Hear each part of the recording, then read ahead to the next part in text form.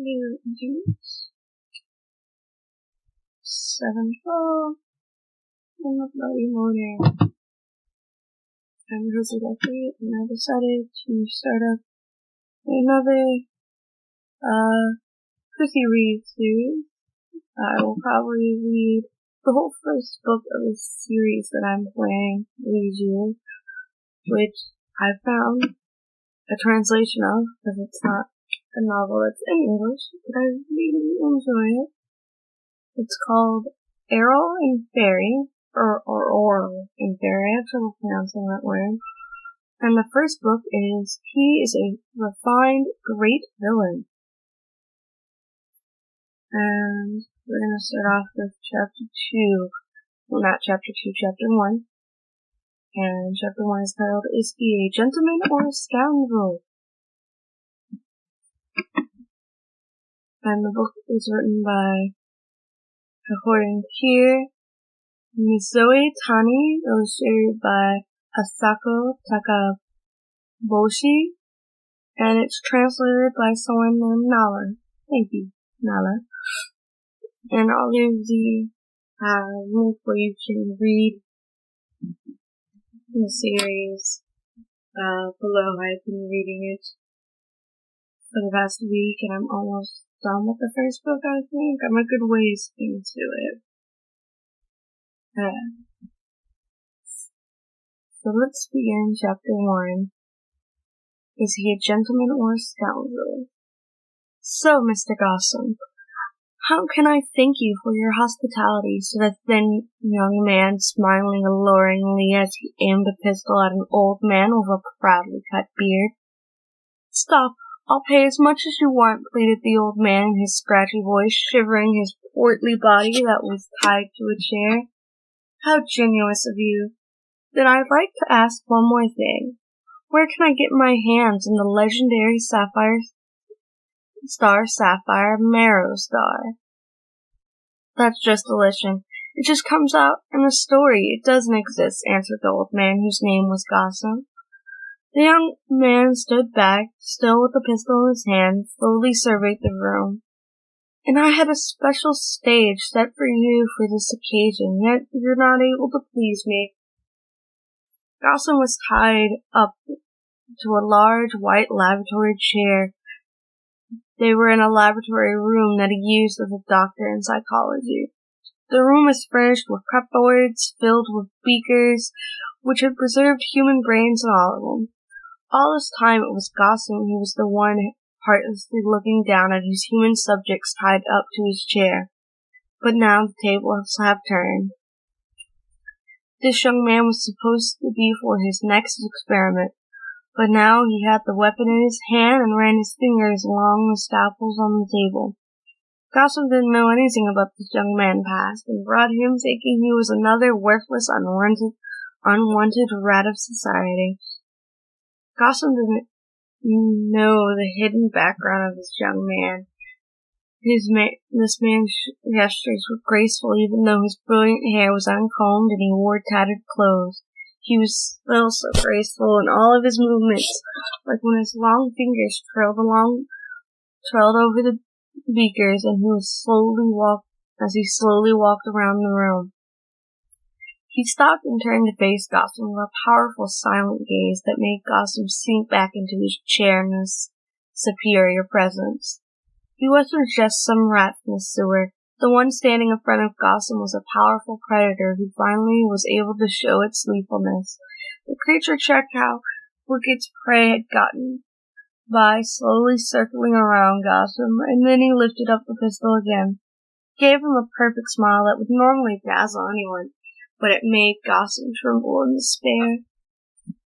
In perfect King's English, the young man spoke to Gossam in a voice dark like he was death itself. Mister, I will be needing to take off pretty soon. It's unfortunate that the Marrow Star doesn't exist. I wager this will be the last time I'll see you. He put his finger on the trigger. Wait, bellowed Gossam. It wasn't fear of death that made Gossam come to confess what he knew. It was an ominous feeling that even after death, the devil hiding inside this man would come after him to make sure he fell to the bottom of the depths of hell.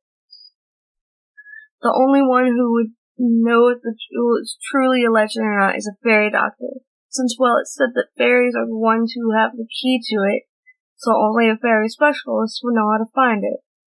A specialist in fairies. If it's a spiritualist in pots, there are plenty of them in the city of London. The demand for fairy doctors these days is depleted. There's barely just a few of them remaining in the outskirts of Scotland and Wales. But they're all old and more or less have one of their feet stuck into their coffins. Of course they would. The only ones who believe in fairies nowadays are children. But you're saying that knowledge, which is only for children, is what we need.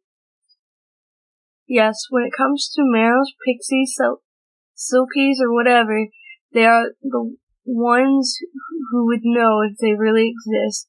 Who else would? Nonetheless, it's a fairy doctor who knows everything when it comes to fairies. So who's qualified for this treasure hunt? You say that they are all past their prime, but I respect you enough that you've handled everything and found someone. A fairy doctor. Perfect for the job. Am I right? Gosling could see that the young man already saw through him, and so gave in. Yes, I found one, in a town near Edinburgh, Scotland. The young man sighed beautifully, like he was hearing about his long-lost lover, and his smile beamed as he listened. Slowly the pistol was lowered, and Gosling sighed in relief. But in the next moment, from the dark lavatory, a gunshot echoed into the night. Any inquiries regarding fairies are welcome. Fairy Doctor Lydia Carlton. A sign hanging in front of the house, written with that message, was inviting the laughter of today's passersby yet again. Mama, do fairies really exist? Asked the boy passing by with his mother. That's just a fairy tale. Of course they don't exist. No, they are real, interrupted Lydia, jumping up from behind the bush by the sign, startling the mother and son during their conversation. Fairies are real, even if you haven't seen one before. To prove it, before you go to sleep, put a cupful of milk near your windowsill, and then brownies will come to visit. She smiled down at the boy, but the mother snatched her child's arm and pulled him down the road. After throwing Lydia a glare, she went out of sight. Lydia watched the mother and son go off as she lay her head on her hand, imagining how she was going to be called abnormal or crazy. Lydia, it's no use. However many times you repeat it, someone who hasn't seen fairies will never see them. Non-believers wouldn't believe it even if they were smacked on the head by one. So just let it be and relax, said the long-haired gray fox, resting on a branch of a tree. This cat, who could talk and walk on its two hind legs, was Lydia's friend. He always wore a necktie and was peculiar about how his fur needed to look by always grooming it to perfection. But the sight of him stretching up to stand and scratching around his belly button only looked like an old man in a catsuit to Lydia's eyes. Hey, Nico, do you think there's a way to make people understand what the job of a fairy doctor is? That's asking too much. The time when there were fairy doctors everywhere and being asked to help to solve fairy troubles that happens every day is over. It's the middle of the 19th century now. But that doesn't mean fairies are gone. They still live right next to people and do good and bad things. Don't you think it's strange that everyone ignores them just because they can't be seen? Why does that have to mean they don't exist? Just when she had her attention focused on talking, she heard a hesitant voice come from behind the bushes. Pardon me, mail delivery, said a nervous young postman, reaching over the bush with an envelope in his hand. Her cat, who could disappear at will, was already gone. Could it be that it appeared to him like I was talking to myself? I wasn't talking to myself. There was a cat here just now, Lydia tried to cover up for what looked like deranged behavior, but the postman only cracked an unsuccessful smile at her.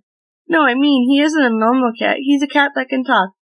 No matter how much she tried, it only made her look more of a lunatic.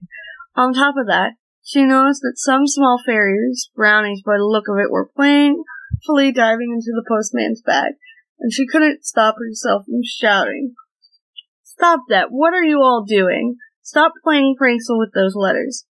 When the brownies all dispersed, the bag, which was already packed full of letters, ended up making several of them fly out onto the ground. I'm terribly sorry. Brownies are terrible pranksters. Ch1 picked up the envelopes and handed them out to him. The postman cautiously accepted them, but as if in a race, he dashed off down the road. Now there I go again, she said, letting out a disappointed sigh. Either way, Lydia was already well known as Carlton Oddball and had no human friends. That was because she didn't try to hide the fact that she could see and talk to fairies. By coming out about that and becoming a fairy doctor, she wanted to use this ability to help others. But at this point, all her attempts have ended as a failure. Now, don't cry just because you're scared off the new postboy, said Nico. She entered the house to see that he was sitting on the sofa and spreading open the newspaper. It's all your fault, you know, replied Lydia angrily. It wasn't that she had a fancy towards the postman. It was just she spotted some of the town's young women, who were around the same age as her, talking to him in a delightful-looking, lively conversation. In such a country town, which had hardly anything new, just the arrival of a young man was enough to make the girls excited. What Lydia hoped for was that it was someone who didn't know the rumors about her. Then there could be a chance that she could have a normal conversation with someone as a normal person. But now she just ended up introducing herself as a freak. Lydia didn't mind if she wasn't understood by others and feel lonely. When she was little and growing up, fairies would be her playmates and fight with her. But now, she was 17 years old, a young lady who was coming into the marrying age. If she kept scaring off eligible bachelors, then it would become a serious problem for her one of these days. Looks like there's a criminal on the loose, said Nico, quickly changing the topic by reading the paper. She wanted to show the townspeople the sight of this cat sitting on the sofa like a human, crossing his legs and holding the newspaper with his front paws. That way they would realize there was still many unexplainable things in the world. The residence of a psychology doctor, Dr. Gossam, was broken into by a burglar who caused major injuries to the owner of the house, then stole a large sum of the family's money and is currently on the loose. Oh my goodness, why the crime in London on a newspaper of a country town like this? It's because he's on the run, plus the victim's son is looking for the criminal by putting out reward money. It says the thief resembles a serial murderer who has killed 100 people in America. His age is around 20 and he has blonde hair. The creepy portrait of the man was printed on the newspaper, but besides that, Lydia noticed something more important. A letter that had just been delivered. Look, Nico, it's a letter from Father. He says I should come to London. He wants to spend Easter with me. That's rare. It isn't even Christmas yet. Lydia's father was her only remaining family, and was a professor in mineralogy, and currently teaching in a university in London. It had been a while since she received a letter from him, who loved to do research and thought it was a gemologist's duty to research and classify every species in nature's creation. And he would get so absorbed in his studies that he would spend his free time going off searching and collecting rocks. Are you going? London's a dangerous place. That's true, but there's nothing to worry about. Even if I meet a thief, I'm not that rich to steal from. I'm not rich enough to steal from, yeah. Lydia's mother was a fairy doctor. Before Lydia's mother married her father, she lived in an island up north and helped the town people with their fairy problems. And even though so many years have passed from the medieval times, she lived a life not so different from that time.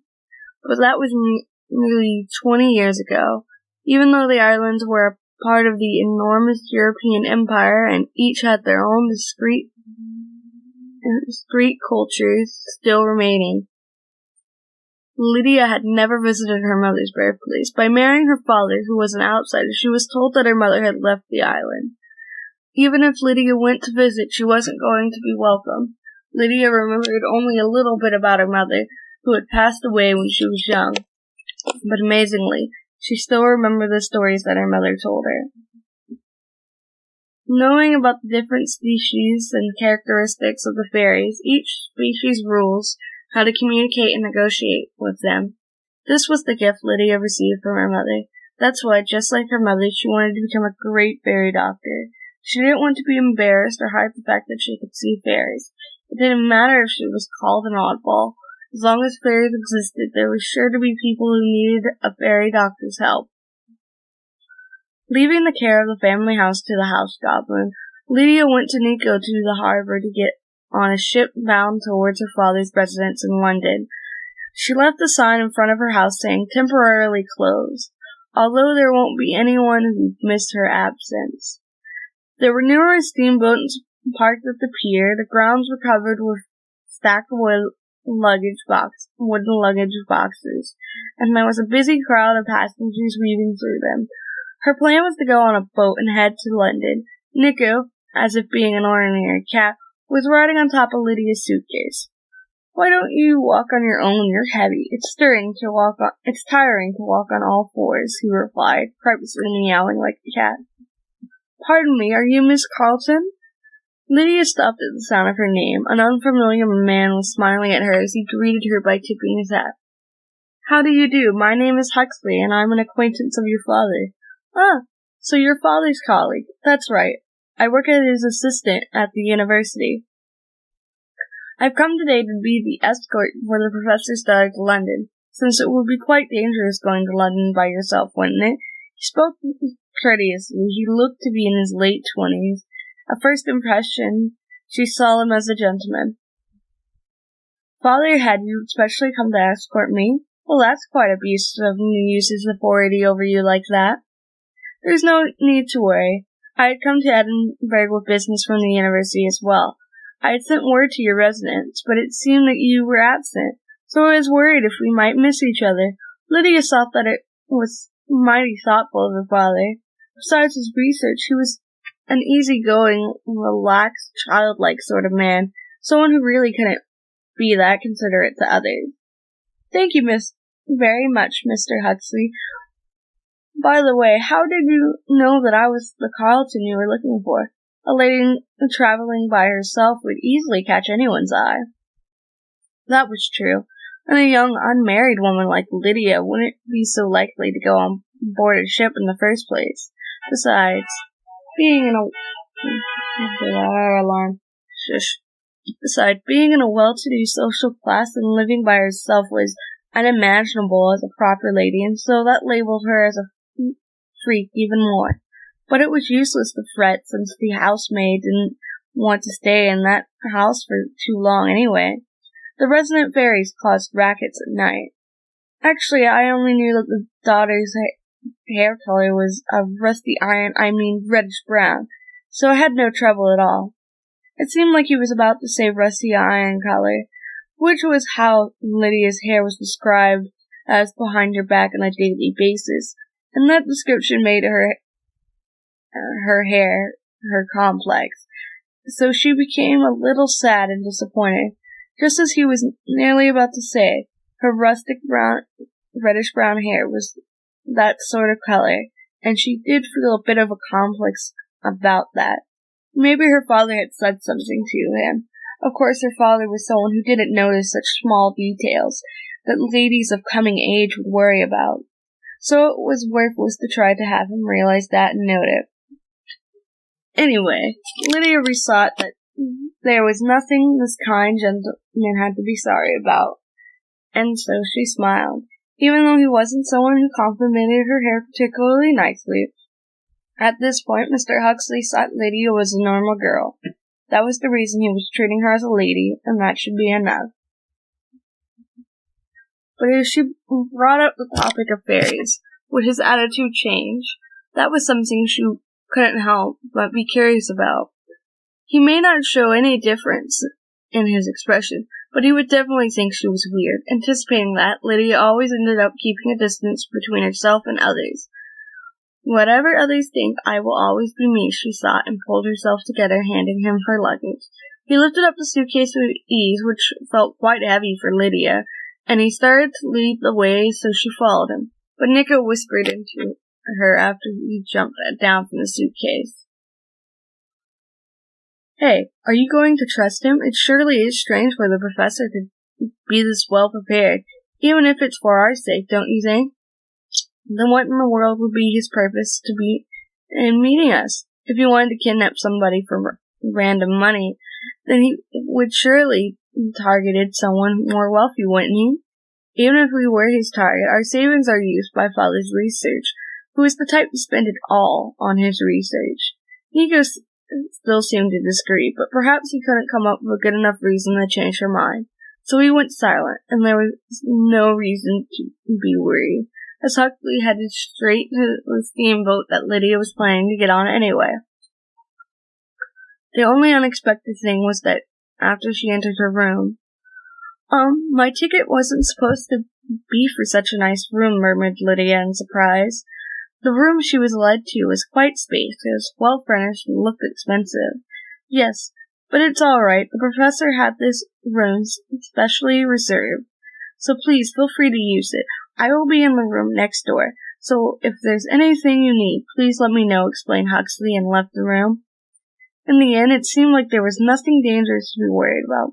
See, Nico, you were worrying too much. Lydia fell back onto the large feathery bed. It looks like there's still time until the departure. Just after she murmured that, she heard an unnatural noise come from the corner of the room. What? The noise seemed to come from the closet, so she stood up and slowly tiptoed towards it.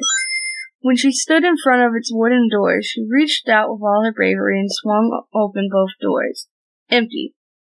Just as she sighed in relief, she felt the air move behind her. A figure came from out of the shadows of the curtain and covered Lydia's mouth with a hand while grabbing a hold of her tight from behind. She tried to struggle with all her strength, but couldn't move. Nico hissed at the intruder with the fur standing up on his back, but he was only a cat. He was useless. Help me, I beg you, whispered the stranger into Lydia's ear. Help me. That's what I wanted to say, she sighed, still resisting.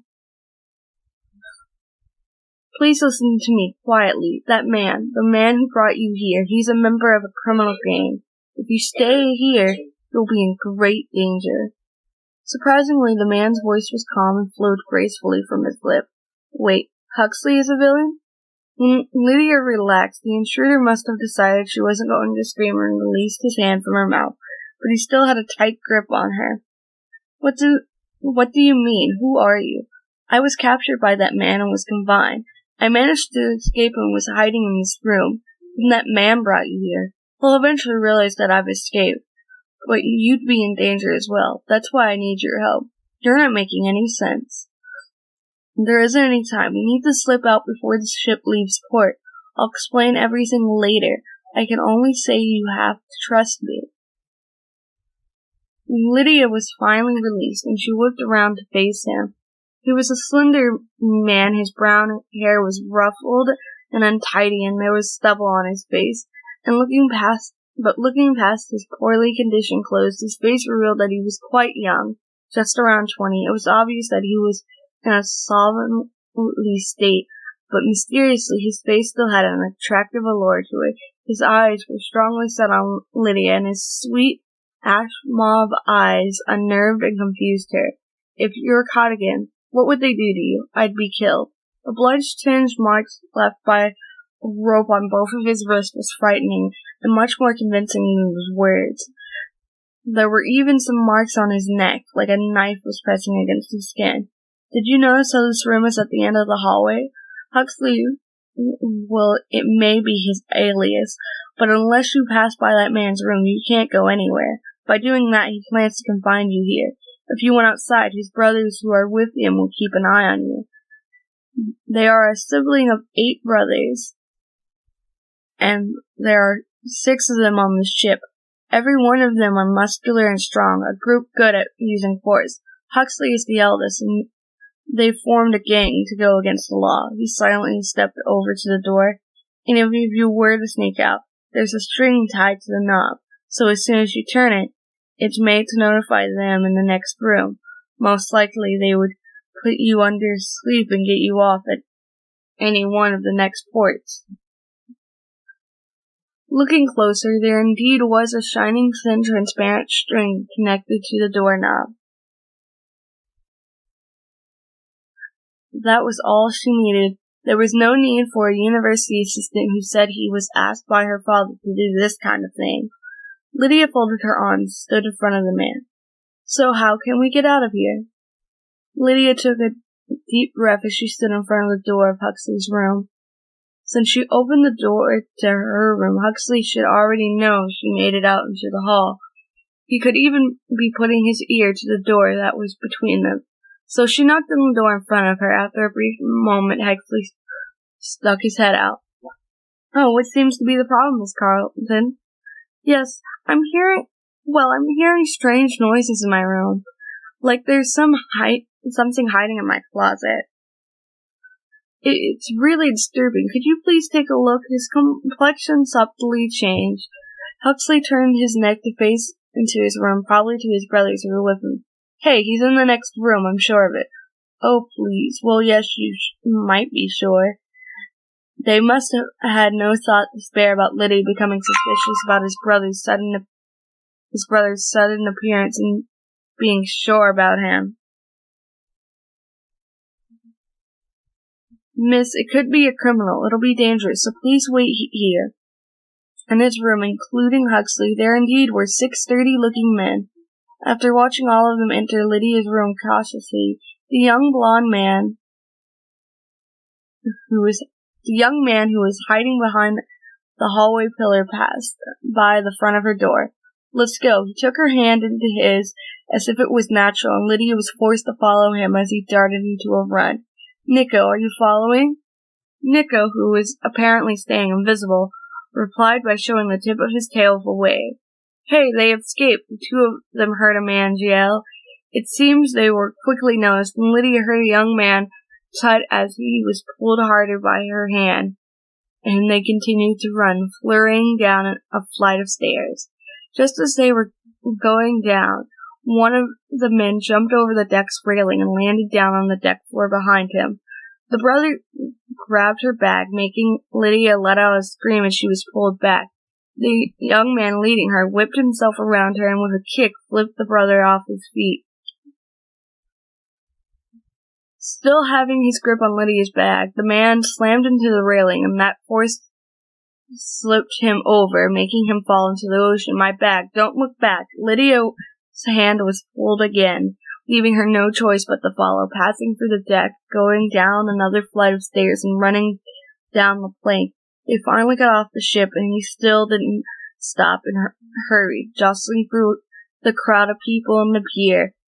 Even as she was out of breath and her lungs were tightening in pain, Lydia was desperately thought only about keeping up with him.